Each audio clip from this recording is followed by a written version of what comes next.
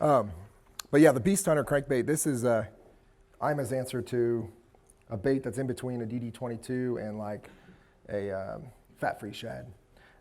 I've found most of my success with this bait has been on smallmouth at the Great Lakes.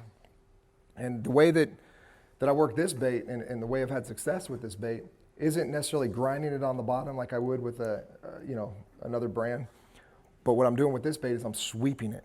I'm just letting it sweep on the bottom and letting the deflection, this sucker bounces back, and that's when them smallmouth really react on it.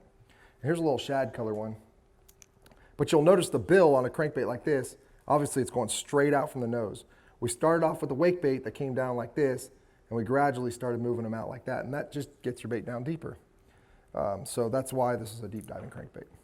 So whenever you see these kind of crankbaits on the walls at your tackle shops with the long bill sticking straight out, that means it's a deep diver.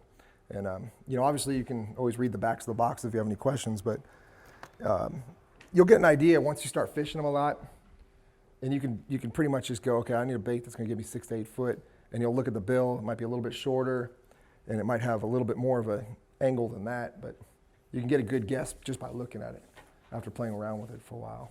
So most of the time when I'm cranking deep, the lighter the line, the deeper your bait's going to go. And it's the same thing I was talking about swim jigs earlier.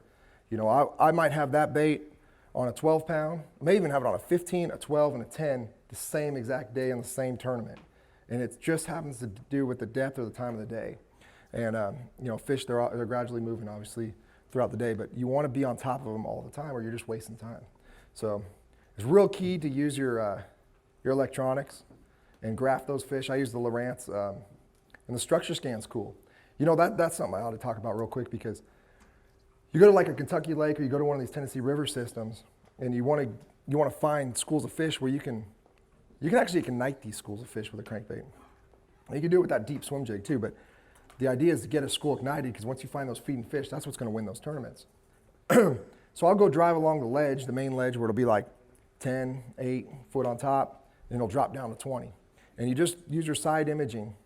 And if you just drive along, don't necessarily, most of the time we're all looking at the bottom, trying to look for shell beds or whatever else. But if you actually just look kind of on the edge of it, and you see just groups of white dots, and big groups of white dots, that's a school of bass.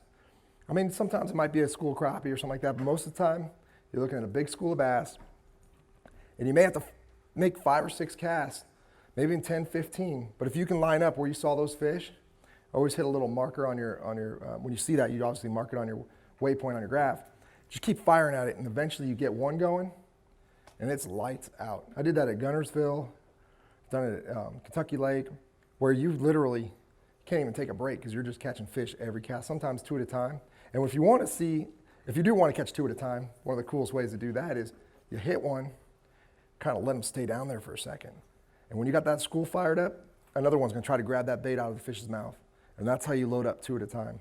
And when you get on a bite, when you catch 2 at a time, I promise you there's a ton of fish down there. So if that ever happens, you found the golden ticket to the tournament.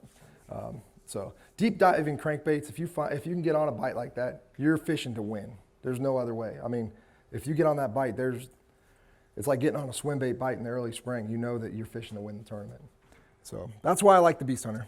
Bass U, folks. Information is pouring over. If you want to learn more about every lake, how to fish shallow, deep, in between, skipping docks and rocks and cranking, slow wiggling, chatter, smattering, you get it at Bass U. Get on Bass U TV, check it out, sign up, be a member, be part of it, folks. Keep learning.